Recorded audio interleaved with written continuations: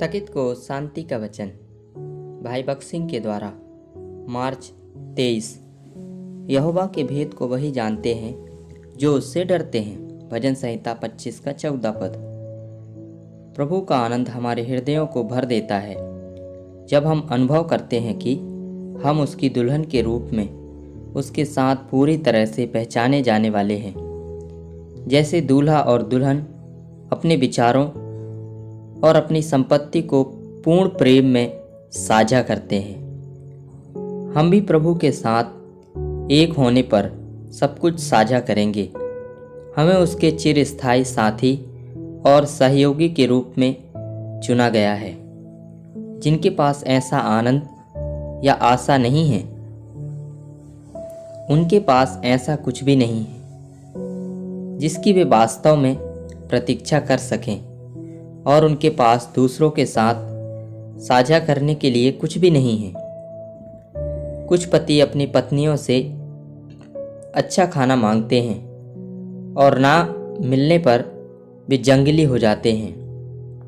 यह सब इसलिए है क्योंकि वे नहीं जानते कि प्रभु का आनंद क्या है, और वे उस आनंद को अपनी पत्नियों के साथ साझा करने में असमर्थ हैं। वे केवल बहुत सी चीज़ों को मांग करते हैं। कई सारे पति और पत्नियों में एकता नहीं है। हम इस महान स्वर्गीय आनंद को दूसरों के साथ साझा कर सकते हैं, और जैसे जैसे हम ऐसा करते हैं यह बढ़ता जाता है।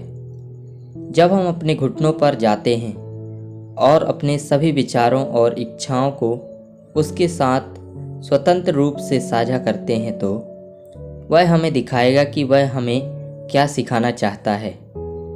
हम उसे खुश करने के लिए क्या कर सकते हैं, और हमारा आनंद बढ़ जाएगा। यहोवा ने इब्राहिम के साथ अपने विचार साझा किए, जैसा कि हम उत्पत्ति 18 अध्याय का 17 और 18 पद में पढ़ते हैं। तब यहोवा ने कहा, यह जो मैं करता हूँ सो क्या इब्राहिम से छिपा रखूँ? उसमें आशीष पाएंगे। यहोवा कहता है कि अब्राहम उसका मित्र है और वह उससे कुछ भी नहीं छिपा सकता। पराक्रमी और महान परमेश्वर इब्राहिम से यह कह रहा है, और लोगों की दुष्टता के कारण सदोम और अमोरा को नष्ट करने के बारे में उसके साथ अपने विचार साझा कर रहा है। हमारे प्रभु ने बेथानी में मार्था और मरियम के साथ भी अपने विचार साझा किए होंगे। जब कभी वह यरूशलेम से उनके घर जाता तो उन्हें अवश्य यह बताता था कि वह किस प्रकार मंदिर में गया और चारों ओर भ्रष्टाचार पाया। ऐसे में हमें भी अपने विचारों को प्रभु के साथ बांटना चाहिए। जब हम प्रार्थना करते हैं तो हम हमेशा कुछ मांगते हैं, लेकिन हम कभी भी प्रार्थना में यह सुनने के लिए प्रतीक्षा नहीं करते कि हमारा प्रभु हमारे साथ क्या साझा करना चाहता है। प्रातःकाल में कई बार मैंने अनुभव किया है कि प्रभु मुझे अपने साथ कुछ साझा करने के लिए बुला रहे हैं और मुझे कहीं जाने के लिए कह रहे हैं।